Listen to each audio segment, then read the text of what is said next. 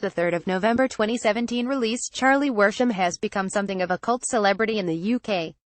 Having toured his debut album extensively over here, the country songsmith stole hearts when he personally apologised in letter form to all his UK fans that missed out due to a cancelled tour between albums. He returned last year for set of shows with Kenny Rogers, and now returns with Lucy Silvers to promote his eclectic sophomore release Beginning of Things. Hi Charlie, welcome back to the UK. Are you pleased to be here again? I'm thrilled to be back in the UK. The folks here have made it feel like home. I'm especially excited about this trip because I get to perform with a band for the first time in the UK. You have toured extensively in the UK in recent years.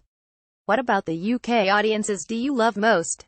I love the spirit of the audiences. They are all about the music, and when they come to a show, they are fully present in the moment. That's a dying art in the world today, so I appreciate it very much. Your upcoming tour sees you team up with Lucy Silvers. How did that come about? I got the loveliest text from Lucy one day asking me, and of course I jumped at the chance to tour with her. I've known Lucy and her friendship and talent since she first started visiting Nashville and making music there. She's one of the most talented people I've met. Her voice has soul for days and days. Can we expect to hear an on-tour collaboration? Gosh, we haven't talked about the details of that yet, but I'm sure something will come about. Lucy and her band, some of whom I've just met, are the kind of folks that, if you're around them for any amount of time, music will be made spontaneously no matter what. Talking collaborations, are there any other UK country artists you would like to team up with? I've had the pleasure of meeting some amazing UK country artists. The Shires are great. Gary Quinn and I have spent some time together, and he's been kind enough to post some killer versions of my songs online.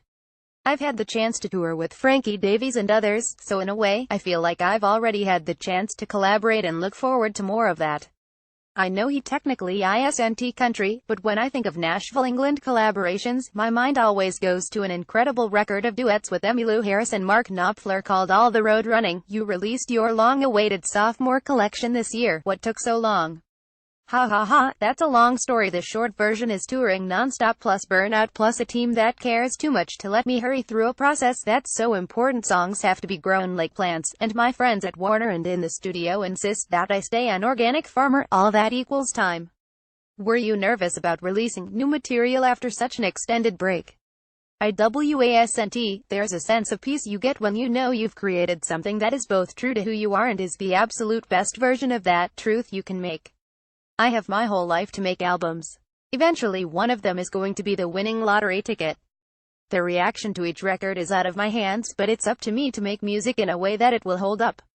In the long run, the album diversifies your sound away from the country material of your debut. Was this a conscious decision? Yes and no. Working with Frank Liddell and Eric Mess gave me a freedom to explore all of my musical curiosities, especially the ones that come from the region where I grew up in North Mississippi. The sounds of the blues, roots rock, Memphis soul, Muscle Shoals, etc. In the moment, I wasn't worried about how country it would be because I knew I had some of the most country material I'd ever written in Old Time's Sake and Lawn Chair Don't Care, so I was aware I was branching out but didn't consciously try to step into any category at any point. How would you define your current sound, Charlie music, and your current ambition? To keep making Charlie music, to keep improving, and maybe sell out Royal Albert Hall in a few years.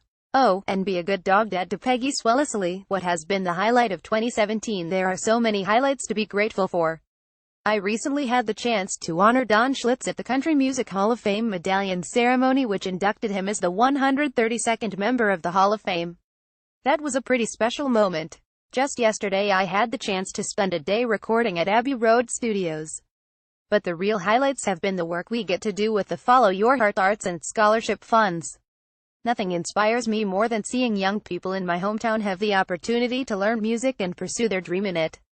This year we graduated our first class of students at the Cleveland, Mississippi Grammy Museum, and I've got a book coming out in a couple weeks that tells my story and the story of my tattoo that led to all this. The proceeds of the book will benefit the Arts Fund, and Marty Stewart, my hero, was kind enough to write the foreword.